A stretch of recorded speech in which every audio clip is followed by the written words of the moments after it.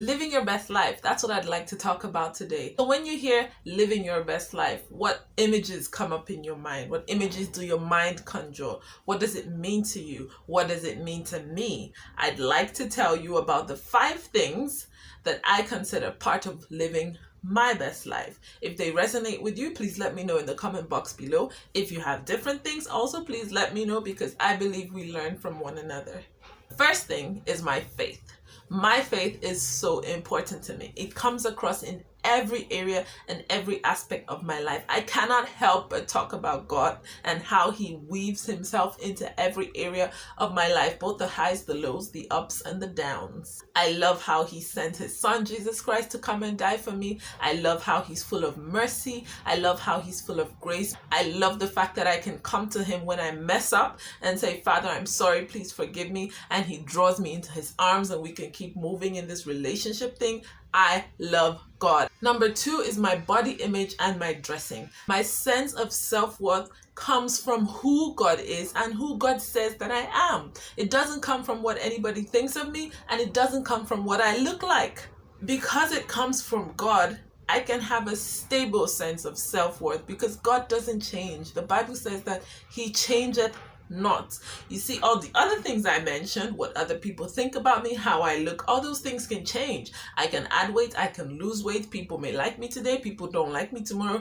Another thing is my dressing. I love to dress up. Most of the time, I dress for me because I love to look good. Do you? If you feel you need to lose a little weight, start exercising, start watching your diet, but do not compare yourself or your body image to anyone else, for you were also fearfully and wonderfully made in the image of God. Never forget that. Thirdly, my finances. Now, this is very dicey, because it's easy to look at what you don't have. It's very easy to focus on that, and then you become morose. And if you're not careful, you become a complainer. So by the grace of God, I don't do that. I look at what I can afford and I thank God for it, and I make beautiful experiences out of it. My life is not in competition with anybody else's. If I look at my life 5 years back, 5 years ago, I could not afford the things that I can afford now. To me, that means growth. And I encourage you to do the same. What do you think? Type in the comment boxes below. Let's have a discussion. Fourth thing is my work. Work to me is a very important part of my life, because I get to go out, I get to meet a whole bunch of different people, I get to learn from other people, and yes, sometimes I am given the opportunity to influence another person's life positively. I understand in the work environment that sometimes, because of deadlines and projects, it becomes very intense and you have to work late.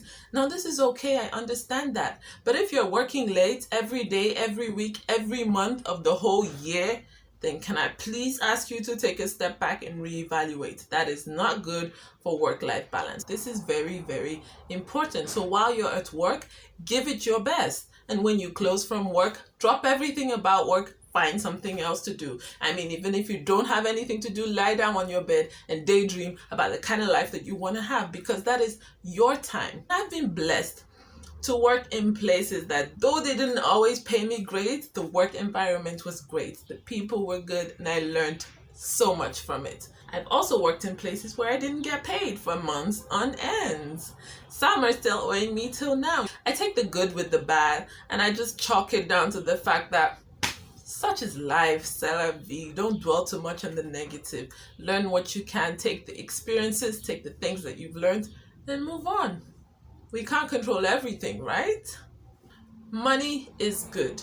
The Bible says the love of money is the root of evil. It doesn't say that money is evil. It says the love of it is the root of evil. That love can push you to do things that go against God's law, that may bring harm to yourself or bring harm to other people, and that would not please God.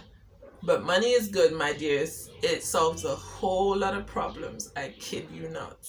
Finally, number 5 is my reputation. Proverbs says a good name is better than riches. And I agree. I am very conscious of the image that I project. It doesn't mean that I'm living a fake life. It just means that I've decided to be conscious about it. And in situations where I can, I try to control it. Control it means there are certain things that I would do in my room that I will not do in public, because if I do it in public, I can be judged anyway by anyone, and I don't want that. So I choose not to do it. And it's my life. I can choose what I want to do in public and what I don't want to do. You can make the same choices. Nobody has control over your life. Another thing is that I will not live my life for anybody else. I live my life to please God and to please myself. If those two people are okay, you can bet I'm okay with it. I feel that in this times we're living in, a lot of people subject themselves to pressures to live up to a certain standard, to meet a certain person's standard, or to meet society's standards. And I just decided I'm not having that. So I'll give you an example. If you're in Africa and you're above your 30s and you're still single, I've heard, now I don't have personal experience with this, maybe because of the family I'm surrounded with, or maybe because I just don't care. But I've heard that a lot of pressure can be put on ladies. They try to make you feel less than a complete person. They try to make you feel that your life is not complete because you're not married.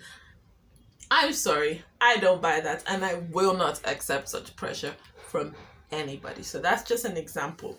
My reputation is key to me because I love it, because I'd love to have a good name, and there's nothing wrong with that. If my actions offend you, impact you in any way, and you let me know, I will listen, I will consider it and think of how I can modify it, but I will not wake up every day thinking, how do I control what the world thinks about me? How do I control what my neighbors think about me? What? No way. I have so many things to fill my head with and to be thinking about that. What are your top 5s or top 10s or top 2 or top 1? Type in the comment box below and let's have an awesome conversation. Thank you guys for listening, and see you next time.